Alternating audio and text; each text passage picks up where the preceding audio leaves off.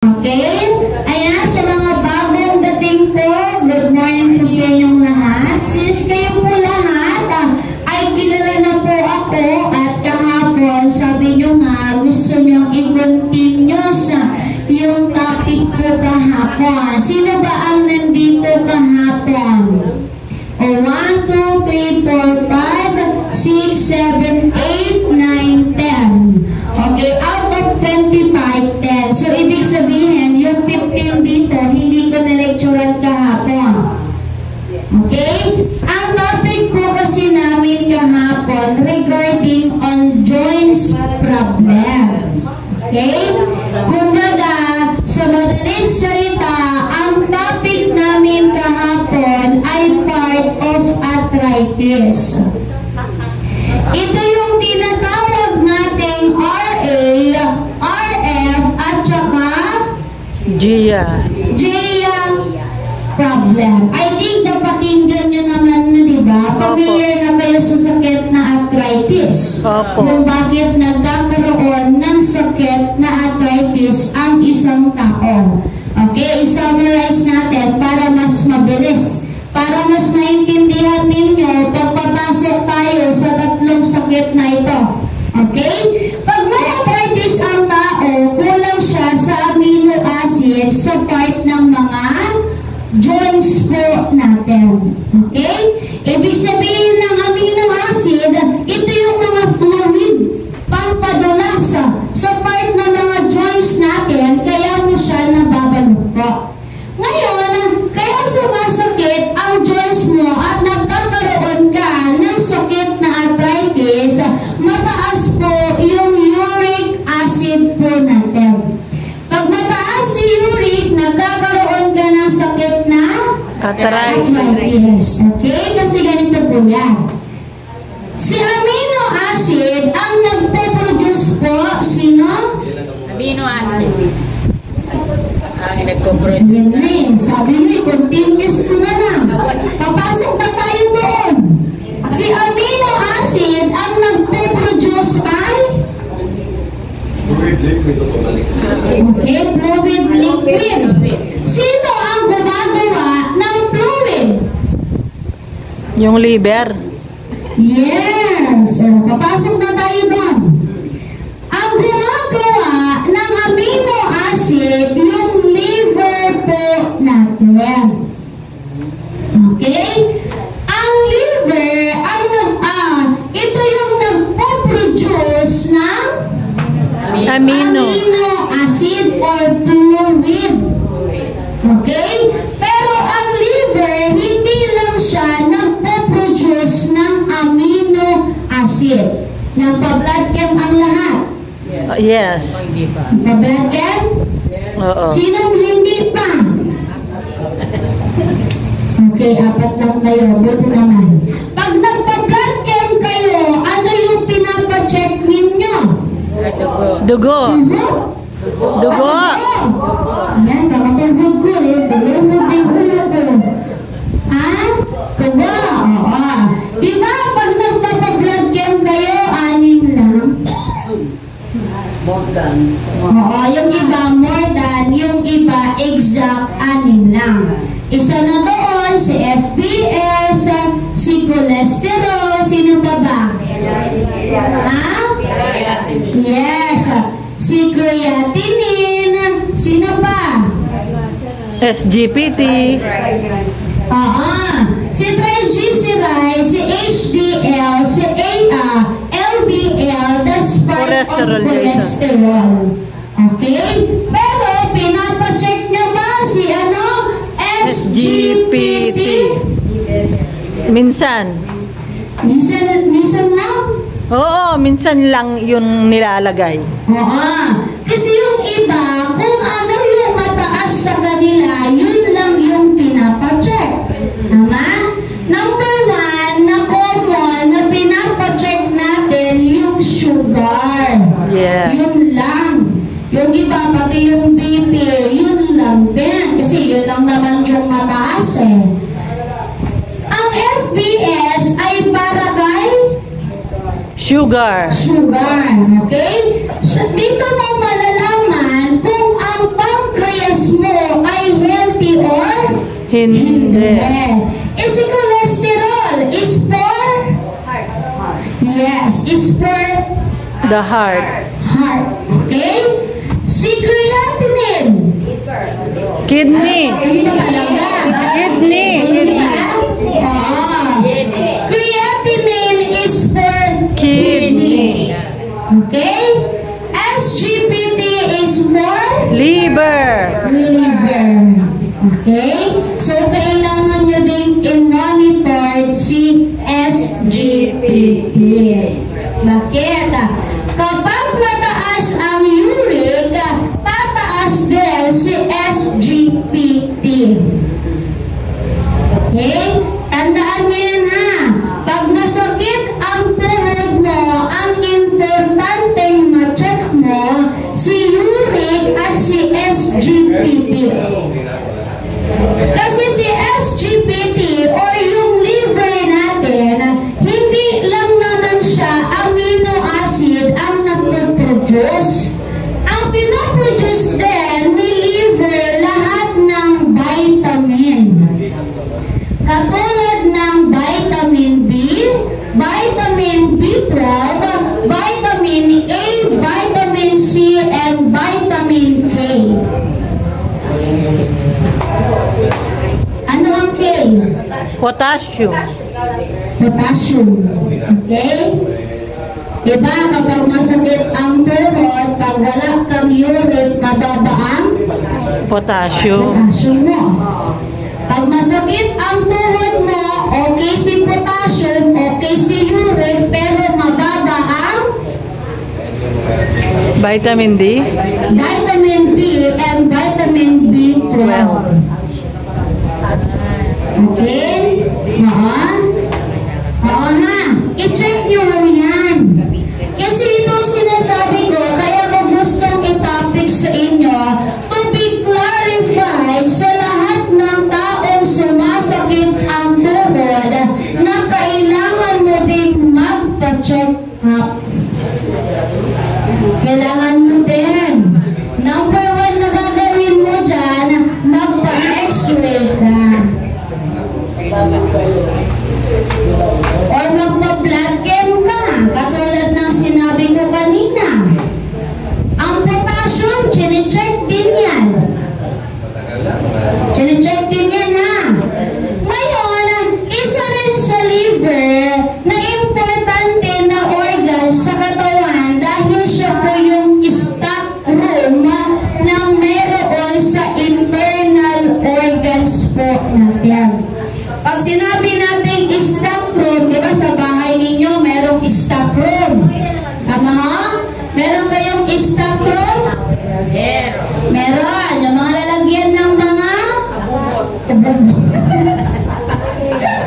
oo. Yung mga hindi nagagamit ng mga gamit natin.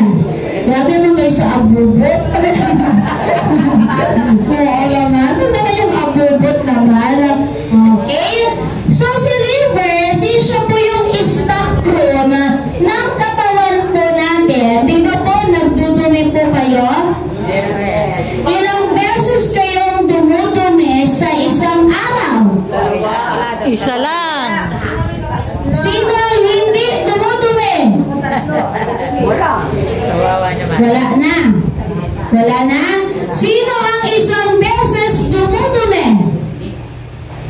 1, 2, then 3, 4, 5, 6, 7.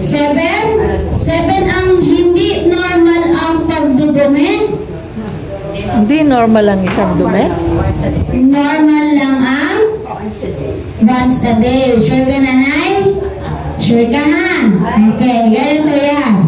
Ilang beses kayong kumakain sa isang araw? Tama. Hindi lang 3. Isama niyo yung merienda nyo kasi pagkain din yan. Ay, Diyos ko, malusip. Wala nang merienda? Ha? Ay, hindi pwede. Hindi nawawalan ng merienda. Kasi kilala ko ang Pilipino. Ay, ako hindi na Kahit nagmimerienda. nandun sa tindahan, bibili yan ng chichirya. Kahit yung pagpipiso. Pagkain din yan. Ang tanong, ilang beses?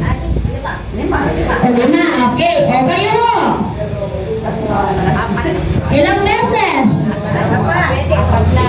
Apat lang. Oo. Apat lang.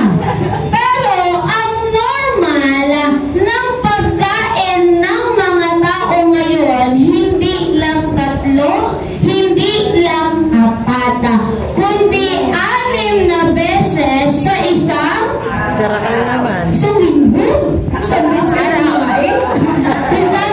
Isang araw. Bakit? Pag 8, 9, 10, nagme-merienda tayo. Okay? 11 and 12, kumakain ka ng lunch. 2 and 3, ikaw ay nagme-merienda. Ay naman madalas. Ano pa? Nagkakape ba kayo? Yes. Sa umaga. Tingnan nyo, merienda pala yung sabi ko, ibig sabihin ko, Umaga, kape. umaga, kape. O pagkatapos kong magmerienda, hapunan, kakain ka na naman. Chichirya, benge. Tapos, pag nagutom ka, kasi nga nanonood ka ng tanggol. Pag nanonood ka ng tanggol, syempre, kakain ka na naman. Ay, Alina. 6 na. Paano naman yung mga bata ngayon? Kahit alas 12, kumakain. Diba? Habang nagsiselfon, nanonood, tapos kumakain pa din sila. Diba nga? Pag ibig sabihin, hindi lang pala 6, sabihin natin 7. Tapos ilang beses kang dumumi? Isa lang. Isa lang. Ang tanong, nasaan sa 6 yung 5? Pero minsan kapag nakatata ka lang makatadwa, minsan lang. Ito na. Yung 6, kung isang beses ka lang dumumi, yung 5 nasaan? Tama. Nandito yan kay liver. Ganito yan, ha? May mga tao ba na na-encounter ninyo na pag busog, madaling dumumi or pagkatapos kumain, dumudumi ka agad? Opo. Okay? Oo, meron ho ha. Meron po yan. Maganda, hindi. Maganda. Maganda. Oo, ganito kasi yan. Yung liver mo nagpa-function kapag gano'n. Bakit? Kumain ka ng morning, ilalabas mo yon ng lunch. Yung kinain mo ng morning. Yung kinain mo ng lunch, pupunta yun kay liver or sa stock room ng katawan natin. Pag pumunta siya kay stock room, kakain ka ulit, ilalabas mo yung kinain mo. Pag ganun yung flow ng pagdumi ng isang tao, that's normal. Hindi mo pwedeng sabihin na, dumi ka ng dumi, wala ka ng pagkain, walang nang laman yung tiyan mo, no. Hindi yun ganon. Normal yun kasi mabilis mag-digest yung katawan mo. Ang tanong, sino bang nagda-digest ng kinain? Butor ka, nadami na si butor ka. Stomach. Si stomach. Alam nyo yan? Sinabi ko na nga, letter D. Yes, si digestive system. Iba si metabolism. Magkaiba po yung function na yun. Si digestive, siya yung nagtutunaw ng kinain. Si metabolism, siya yung nagko-convert ng Energy. Energy, no? Oo. Na pag kinonvert niya yung kinain mo, magte-turn into glucose or energy ng katawan mo. Okay na? Clarified na? Okay Yes. na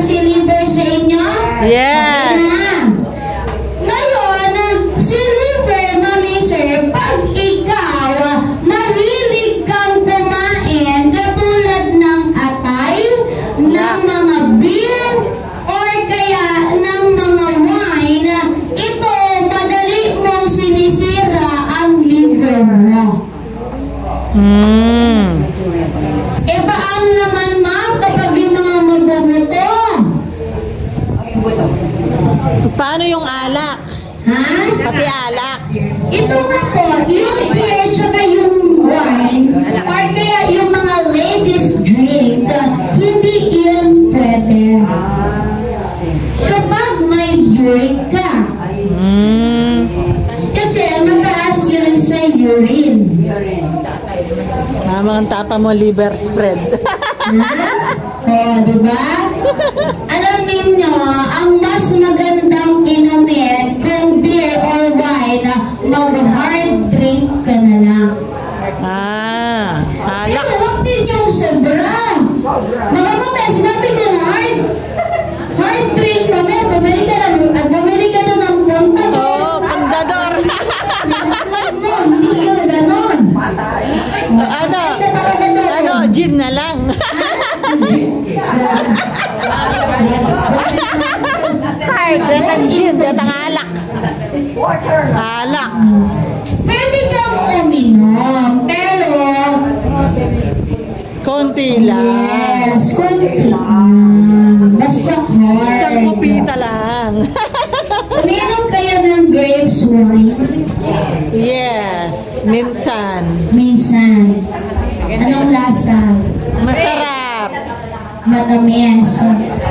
Ang grapes wine ay mataas sa Sugar. yes. Diba nakalagay sa red wine is good for the heart. Nakakatulong siya. But isang baso lang ang iinumin ng wine. Ay, yung baso ganyan Eh, hindi kalaki. yung baso, yung shot glass lang na gano'n ha. Mamaya, yung baso na gano'n. O wala na, lasing ka na doon. Maliit lang. Mas better kapag hard drink ang iniinom mo. Basta konti lang. Kasi yun, mas okay pa yun kay liver. Okay pa yun. Ngayon naman, kung 2,000 sa part ng arthritis, sabi ko 100 type of arthritis yan. Okay, so marami. Isa sa kilala natin na part ng arthritis, si gout. Gout. Kilala si gout? Oo. Okay, kilala ninyo? Isa pa sa kilala dyan, si Osteoporosis. Osteoarthritis. Sino mo sabi osteoporosis na yan? Ang lapin. Oo, iba naman yung osteoporosis naman. Ang Diyos ko, Mariosep. Akala mo, plague na. Iba po yung osteoporosis sa Arthritis. Okay, magkaiba po yun ha. Ano ba yung sakit ng osteoarthritis? Sa mga joints. Yes, bones din po yun. Pero, ang problema mo doon, yung kortina ng joints ninyo. Okay? Kumbaga yung cartilage. Diba meron tayong cartilage? Malalaman mo lang na okay ang cartilage mo kapag nagpa-x-ray ka. Okay? Si osteoarthritis, it's either up and down. Kapag sinabi natin osteoarthritis down, ibig sabihin nun, mag-i-start ang sakit dito po sa balakang, sa buhok, tapos sa paa. Kapag osteoarthritis up naman, sa balakang, sa siko, tapos sa shoulder ninyo. Shoulder is part of arthritis. Pag muscle ang sumakit, hindi yun arthritis. Ang tawag doon ay rheuma. Okay? Isa pa sa kilala po natin na sakit, ano pa po? Rayuma. Wala na? O sige, wala na kayong kilala. Dito na lang tayo. Si RA and RF and Gia problem is part of arthritis. Okay? Anong ibig sabihin ng RA? Naka-encounter na kayo?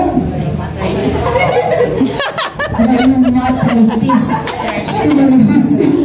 Okay? RA, that's rheumatoid arthritis. Okay? Kilala niyo po ba si rheumatoid arthritis? Rheumatoid arthritis is an autoimmune disease. Pero, part of arthritis po yan. Bakit? Ang RA po na tinatawag, ito po ang problema mo, hindi lang yung mga joints. Kundi ang problema mo dyan, si immune System. okay. Si immune system po natin. Pag tinawag naman natin RF, ano naman si RF?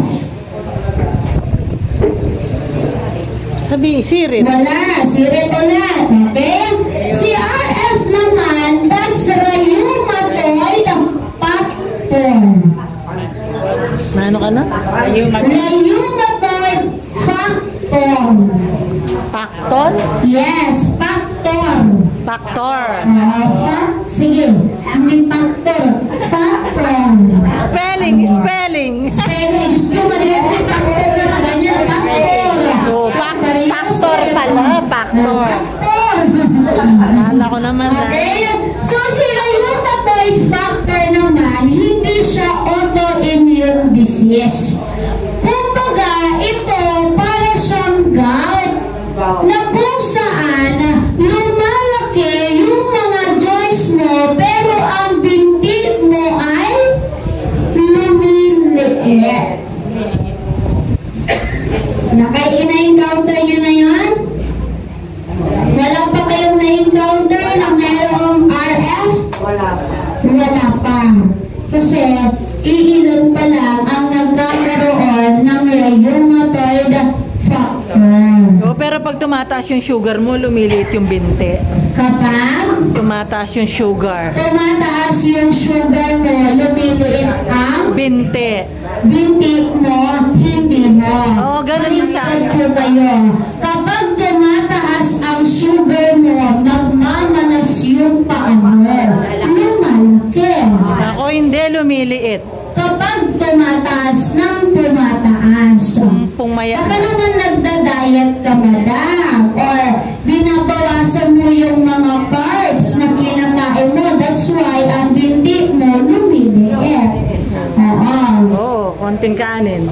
Konti lang. Binabawasan mo yung kain mo, kaya siya lumiliit. Pag tumataas ang sugar mo, depende yan. Okay? Ngayon, si Gia naman, ano naman si Gia? Pila pag matas na sugar. Siret? Okay, siret na. Si Gia, that's juvenile. Ano yung A? Ay, yung I. Oh. Juvenile idiopathic arthritis. Idiopathic.